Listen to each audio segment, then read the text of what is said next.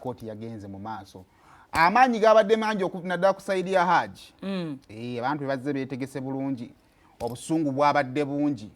nga buli kiramu bakivuma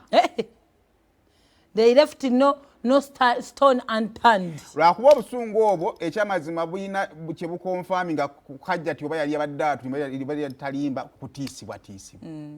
kubanga obusungu bwedde obulagibwawo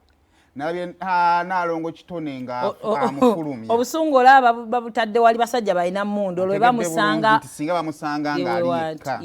omwana ensobi tukola naye ne zisobola okukola ng'obujulizi awantu awamu ebintu byabaagalana naye ate era Hajjati yalabiddwako ng'ayogera ne Hajji we ekikyesikakasa there's something I don't know whether Hajjati is pretending or something nze nali mbaddeko mu lutalo n'omuntu si lutalo muno oliawo babi kibi like misunderstandings n'omuntu ng'ate mweyagala n'oya nga twagadde kati abeeyita ba baby kolo erinnya lye ne livaayo gwe Saimo you get my point Hajjati all her interviews had addressing Hajji omwami wange nakola nengamba Hajjati alina lo ona abagambye nti awo yamuyise baby sina bukakafu bwaki pate twakiwo ani ayisani baby nti Hajjati wedde ayita Hajji baby bagenda kukusiba baby waki wakikola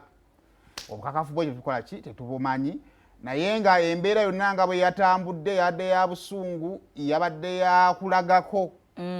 ne twagenza okumaliriza nga Saidi oluyi oluwaabi lugamba lukyetaaga obudde okugattagatta obujulizi Saidi eri kye yabuuziza nti bannange mutuuka mutya okusiba omuntu nga talina bujulizi singa abasiba ebyobufuzi baavaayo dda naye awo we twabadde olunaku olw'ejjo n'akalala akantu ke nalabye mu jjo nale bonsere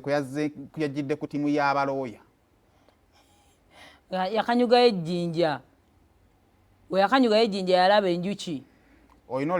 onoonya oluggi oluggula essangwe exactly tiwemba ndi ku ttiimu y'abalooya byonna bye nayogera nabyogera nga representinga ani ng'omubaka w'abantu oba nga looya awo kati abajja nga abayejjeeredde balinawo akati onale bonsero kalina oluggi lwe yaggudde just in case biba bitabuse anoonya waafubutukiramu so anyway sooka otuwa ekyabaddeyo Ali bugiriza Hajji newankubadde olwaleero nga bwe twabategeeza era terubadde lunaku lwakweyimirirwa oludda oluwaabi luze ne lugamba nti obujulizi terunaba kuŋŋaanya bumala naye ne lusaba nti balwongereyo paka ng'ennaku z'omwezi 13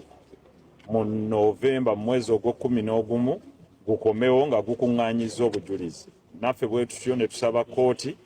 nti kyeyoleka kaati nti we baatuusire okuleeta omusibe bandibadde n'obujulizi baabukuŋŋaanya dda naye nga bwe bagambye nti of course okwogera ku rights z'omwami ono oba eza Hajji Ali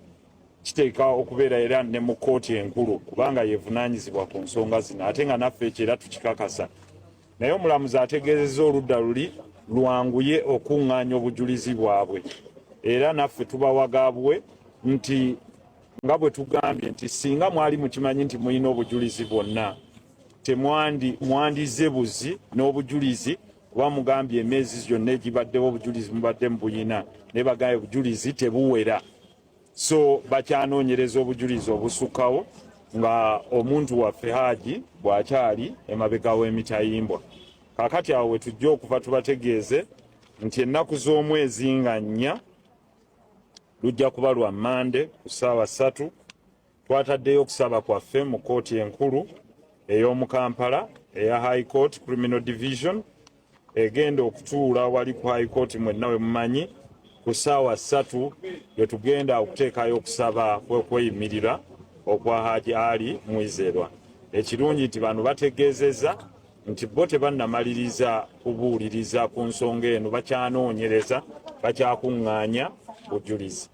so ekyembi nti omukulu ali munda bo nga bwe banoonyereza